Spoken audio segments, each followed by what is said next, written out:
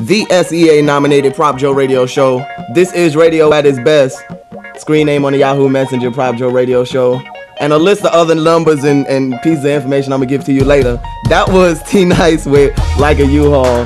Right before that was Time is Money with Act Like You Know. Before that was MOS with Carolina Red. SO with Sexy Thing.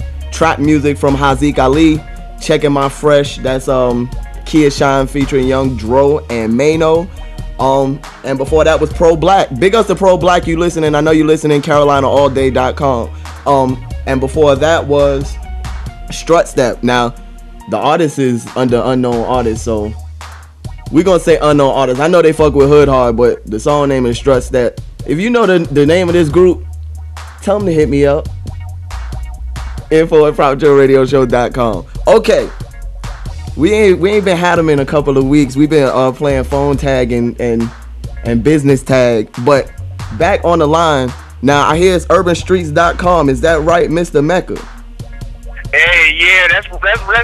But let me speak some news real early. Okay. Official lastwordonline.com will be back up starting this week, actually. So my site's actually gonna be my own personal hip hop news magazine is gonna be back. It's gonna be every week. We're gonna be updating with new stories. It's gonna be event pictures. We got videos from different artists. It's gonna be dope. So definitely stop by and check it out. Official lastwordonline.blogspot.com. My fault. Okay. So what is in the news? What's been going on this week? Man, I know y'all been paying attention. Barack finally got the stimulus bill passed, so we gotta applaud him for that. That's major. You know, he's at least getting the ball started as far as trying to get this economy back on the road. Right, definitely. And we need to get it done because I'm going broke. I hear you. I'm mad I did my taxes a week before he passed the stimulus plan, because I think I see an extra check coming. I know that's right. It sounds like you got one coming. So what else is going on in the news this week? Hey, well, touching back on the stimulus package being passed, there's been a lot of opposition, between the Republican Party because they feel like it's just overspending. Mm-hmm. And my personal opinion is I like how at least Barack and the Democrats are approaching the situation, because they're trying to build things for the future and not necessarily worrying about the right now. Like, worrying about the right now is, making sure that the richest 1% of the country still has tax breaks, so they can still go out and make all these big investments and make all these big purchases, quote unquote. Right. But that didn't do anything but get us into the situation we in now. So I don't see how it's going to get us out of that situation. True that. And if I didn't know any better, it looked like the Republicans trying to play a little bit of politics. Don't it look like that, man? No, it's not even looks like. It's a definite situation. And I think that's the even more despicable part about it, because I'm like, y'all are playing politics with people's lives. Like, right. For a good example is the governor of South Carolina, Mark Sanford. He was one of the governors who said he was going to refuse stimulus money because he said he felt like it was just overspending and government trying to get too big. Now, mind you, at the same time, South Carolina has the highest illiteracy rate in the country. Right. It's one of the poorest states in the country, and they almost ran out of money just to give unemployment benefits. You are almost broke as a state, but you're going to tell me based on politics, you're going to say no to all this money and say no to all these thousands of people who depend on that. Which is why we are in the position that we are in right now. Oh man. So what else you got, man? Exactly. Well, I wish I was on here about 2 weeks ago, because I've been wanting to talk about the Rhianna and Chris Brown thing. Hell yeah, man. So what do you think? What's your take on it? My take is this. I think Chris Brown, his career is wrapped up unless there was there's never going to be a real good reason why he would beat down a female like that. Right. But unless she did give him something, or unless it was a situation where, I don't know, it's got to be one of them situations for him to even have a career after this. Just real talk. I don't see people turning back to him. People still don't even like Michael Vick. And Mike Vick, to me, dogfighting was the smallest crime you could possibly do. Yeah, cause dogfighting, man, common in the hood. But I'm gonna tell you something, man. Actually, it might be kind of a little funny. I was telling Jessica a couple weeks back. I said, you know what? Here's what's really real. Chris Brown might have thought he was fighting one of his peers. He's around girl and gay guy dancers all the time, so he thought he could scrap with her. I'm assuming as a joke, but it appears that way because he whooped her ass, man. He whooped her like she was a dude, or like she was one of his people that he was roughhousing with. Yeah. He did her dirty, and I heard they back together.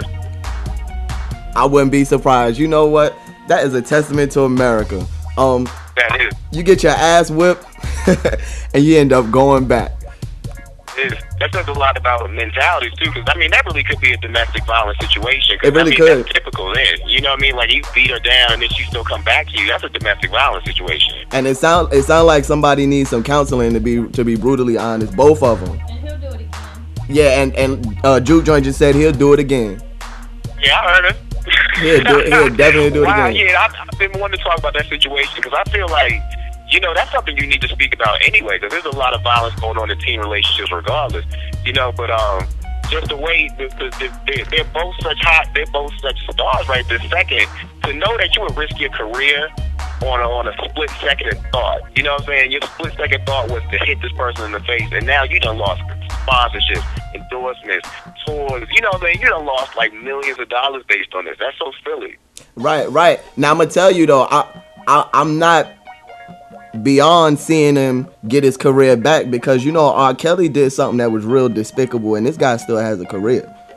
Yeah, he did, and R. Kelly, to me, I thought was going to be the same situation. I thought he was going to be a rap. Right. But R. Kelly's a good writer. You know what I'm saying? And him being a good writer kept him in the industry. As long as he was staying around the industry, he always had an opportunity to put an album out. You know, even when he was going through that situation, he was still writing for Nivea. He was still writing. Like, every time he turned to B2K, he was writing for a ton of people at the same time. Yeah, true that.